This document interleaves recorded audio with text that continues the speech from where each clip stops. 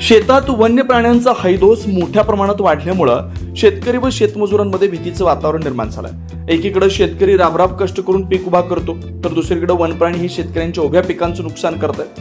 विशेष म्हणजे वन प्राण्यांमुळे शेतकऱ्यांमध्ये भीतीचं वातावरण पसरलंय। या संदर्भात वन विभागाकडे वारंवार तक्रार देऊन सुद्धा वन विभाग मात्र झोपेचं सोंग घेत असल्याचा आरोप शेतकऱ्यांच्या वतीने केला जातोय। आज दर्यापूर तालुक्यातील गायवाडी येथील एका शेतात काही महिला कापूस वेचणीसाठी गेल्या असता अचानक वनडुक्कर समोर आलं। त्या वनडुकरानं हरदेवी भीमराव रायबोले वय 45 यांना गंभीर जखमी केलं। सदर जखमी महिलेला तात्काळ दर्यापूरच्या उपजिल्हा रुग्णालयात उपचाराकरता दाखल करण्यात आलं, परंतु सदर महिला ही गंभीर जखमी झाल्यामुळे डॉक्टरांच्या उपचारादरम्यान सदर महिलेचा मृत्यू झाला। या धक्कादायक घटनेनं परिसरात एकच खळबळ उडाली। वन विभागाच्या विरोधात सुद्धा तीव्र नाराजी व्यक्त केली जाते। वन विभागाने शेतातील वन्य प्राण्यांचा बंदोबस्त लावावा अशी मागणी शेतकरी शेतमजुरांच्या वतीने केली जाते।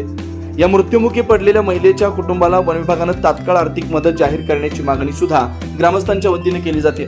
सदर घटनेत संदर्भात वन विभाग व पोलीस प्रशासनाच्या वतीने चौकशी सुरू आहे। अशाच वेगवान घडामोडी पाहण्यासाठी आमच्या चॅनलला लाईक, सबस्क्राईब, शेअर करायला विसरू नका। धन्यवाद।